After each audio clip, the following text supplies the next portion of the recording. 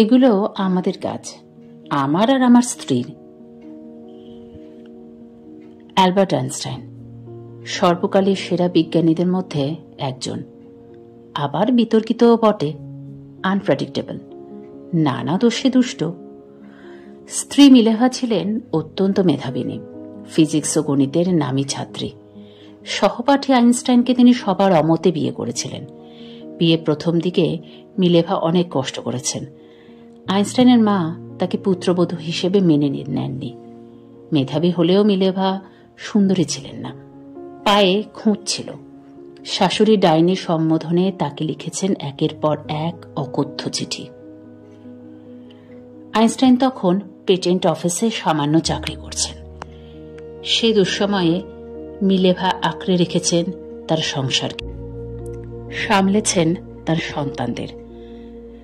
ওদিকে আইনস্টাইন অফিসের সময় চুরি করে দিস্তার পর দিস্তা সাদা কাগজ ভরিয়ে ফেলছেন গণিতের আঁকিবুকিতে।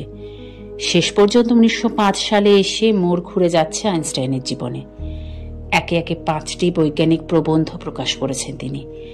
একটি পরমাণু বিষয়ক, একটি আলোক তড়িৎ ক্রিয়ার ব্যাখ্যা, আর তৃতীয়টি বিখ্যাত থিওরি অফ রিলেটিভিটি।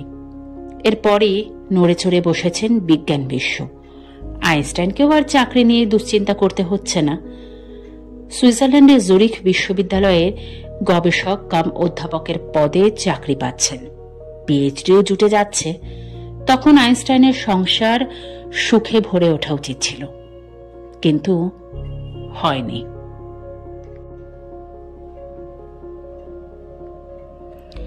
প্রথম দিকের পেপারগুলো সম্পর্কে প্রেসের সামনে আইনস্টাইন বলতেন, এগুলো আমাদের কাজ, আমার আর আমার স্ত্রীর। পরে অবশ্য সেই বয়ান পাল্টে যায়। পরে আইনস্টাইন যত উঠেছেন খ্যাতির শিখরে, মিলেভা ততই হারিয়ে গেছেন অন্দরে, সংসার সন্তানদের প্রতিপালনে। পরে আইনস্টাইন একের পর এক সম্পর্কে জড়িয়েছেন, প্রেমে পড়েছেন, তাকে ঘিরে ধরেছেন মহিলারা। তিনিও প্রশ্রয় দিয়েছেন। স্বামী স্ত্রীর দূরত্ব যতই বেড়েছে, শেষে ছেলে মেয়েদের মুখ চেয়ে আইনস্টাইন এক ছাদের তলায় থাকতে থাকতে সম্মত হয়েছেন বটে, কিন্তু স্ত্রীকে সই করতে বাধ্য করেছেন অদ্ভুত সব শর্তে। আইনস্টাইনের জামা কাপড় থেকে খাবার দাবার, পড়ার টেবিল থেকে যাবতীয় সুন্দরভাবে বানাতে ও গুছিয়ে রাখতে হবে। আইনস্টাইনের পড়ার ডেস্কে বুঝতে পারবেন না মিলেভা। সন্তানদের দেখাশোনা বা সংসারের কাজ আইনস্টাইন কিছুই করবেন না। কথা বলার সময় আইনস্টাইন যখনই চাইবেন মিলেভাকে চুপ করে থাকতে হবে। এমনকি স্বামীর সঙ্গে কোথাও বেরোনো বা শারীরিক বা মানসিক সঙ্গেরও কোনো অধিকার থাকবে না। এমন অপমানকর অদ্ভুত সম্পর্কে থাকতে অনেক বছর বাধ্য করেছেন স্ত্রীকে। আইনস্টাইন তখন মহাপরাক্রমশালী। মিলেভা মুখ বুজে মেনে নিচ্ছেন এই অত্যাচারকে। শেষে বিচ্ছেদ করেছেন আইনস্টাইন, বিয়ে করেছেন তুতো বোন এলসাকে। সংবাদপত্র ছেয়ে যাচ্ছে আইনস্টাইনের থিওরি অফ ইনফিডিলিটিতে। আইনস্টাইন বেহালা বাজাতেন পেশাদার শিল্পীদের মতো। স্কুল জীবনে ছিলেন মধ্যমানের ছাত্র। অঙ্ক আর ফিজিক্স ছাড়া বাকি বিষয়ে থাকত গড়পড়তা নম্বর। প্রযুক্তি বিশ্ববিদ্যালয়ে ভর্তি হওয়ার পরীক্ষায় অকৃতকার্যও হয়েছিলেন। আবার তিনিই পরে আবিষ্কার করেছিলেন দুনিয়া কাঁপানো থিওরি অফ রিলেটিভিটি।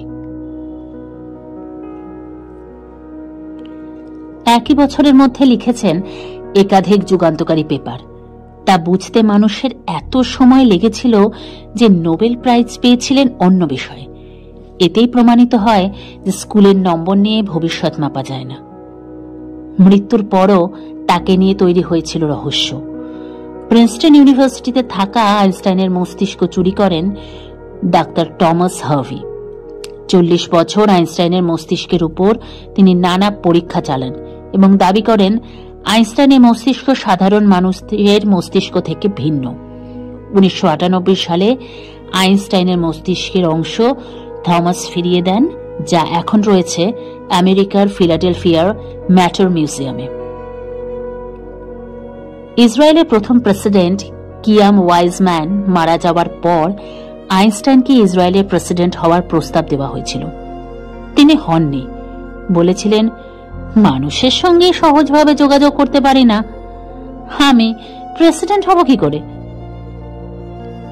শেষ বয়সে একজন তাকে জিজ্ঞেস করেছিলেন, গোটা বিশ্ব আপনাকে চেনে, সম্মান ও শ্রদ্ধা করে, মহান হওয়ার দিকপাল হওয়ার মূলমন্ত্র কি স্যার?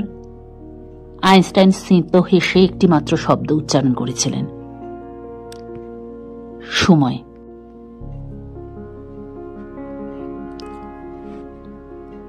ভালোই খারাপে সাদা কালোয় মেশানো এই মানুষটির প্রতিভা ছিল প্রশ্নাতীত।